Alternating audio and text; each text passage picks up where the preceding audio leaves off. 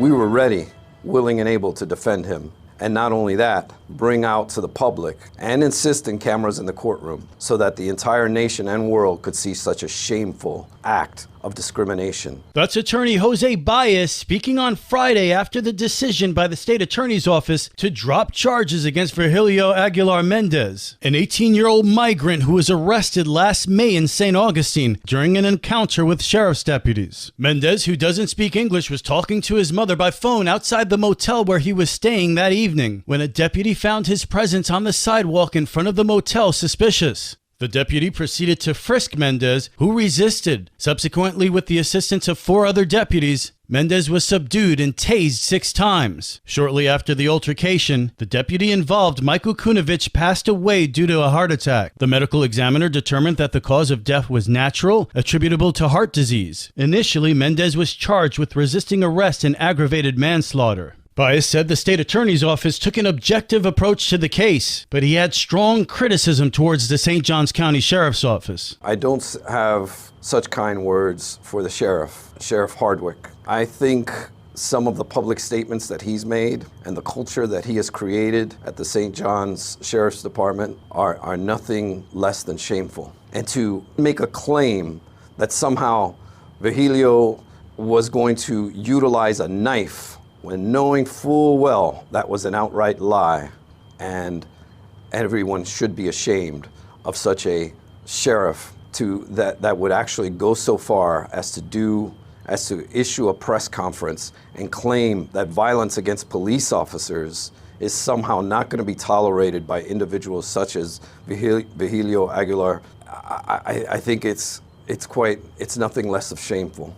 SJSO released a statement from Sheriff Robert Hardwick. It says, quote, "There have been attempts by some to portray Aguilar Mendez as a victim and vilify Sergeant Kunovich. I continue to stand behind Sergeant Kunovich's actions on the night of May 19, 2023. The danger associated with law enforcement is a risk we assume when we enter this profession. Sergeant Kunovich died a hero protecting the citizens of St. Johns County, and there is nothing more noble than that. Please continue to hold our agency and Sergeant Kunovich's family in your thoughts and prayers." End quote. Mendez will now be released from county jail. However, he currently faces a hold from federal immigration officials. Federal authorities had previously released Aguilar Mendez when he was 17 years old, following his illegal entry into the country. He was subsequently placed with family in Alabama and permitted to work as long as he complied with his court dates regarding his refugee status.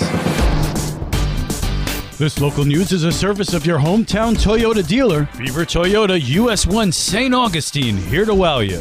They were hitting Home Depot stores mainly, but also some Target stores. And now they're in police custody. Liz Ryan reports. Suspects in a theft ring have been taken down by the Florida Department of Law Enforcement. Special Agent Supervisor Stephanie Cassidy says 6 are in custody.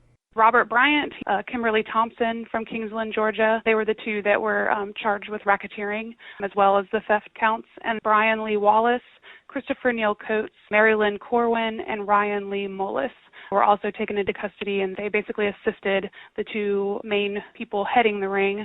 Many of the stores that fell victim to the theft ring are in Northeast Florida. Mainly in the Nassau County, Duval County, St. Johns County, Clay County, Volusia County, and Flagler counties.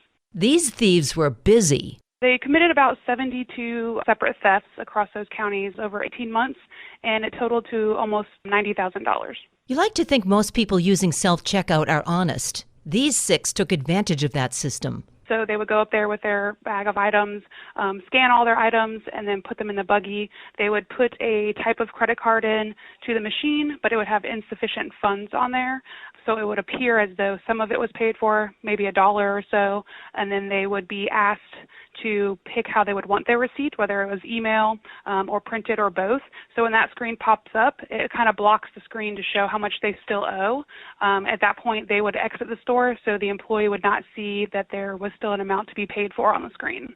Surveillance camera footage was carefully reviewed, and that's when authorities closed in on them. They were able to realize that they were the same people committing them over and over again. At that point, they contacted us at the Florida Department of Law Enforcement, and one of my agents started the investigation. For St. Augustine's Local Morning News, I'm Liz Ryan. For the past several years, Dr. Batista has led the charge, pioneering a life-saving change in the way we provide care to patients suffering from a cardiac arrest. St. John's County Medical Director is being recognized for her work. This new protocol is known as neuroprotective CPR and is designed to increase blood flow to the brain during a cardiac arrest. Acting Fire Chief Sean McGee says neuroprotective CPR and new cutting-edge medical equipment not only saves lives in the field, but also improves long-term outcomes for patients. As a result of his new treatments and protocols, the state of Florida announced a $15 million community health initiative to purchase this equipment and get it into the hands of first responders across the state.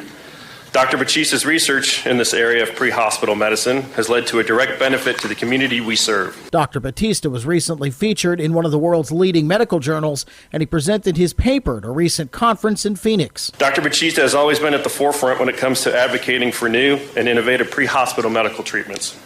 These treatments, when deployed, have a direct life-saving benefit to the citizens and visitors that we are charged with protecting. We are incredibly fortunate to have Dr. Batista on our team looking out for the emergency health care needs of our community. The St. John's County Board of Commissioners recognizing Dr. Batista and his work at a recent meeting. For St. Augustine's Local Morning News, I'm Daryl Moody. And now you're up to date with St. Augustine's Local Morning News. I'm Rich Carroll.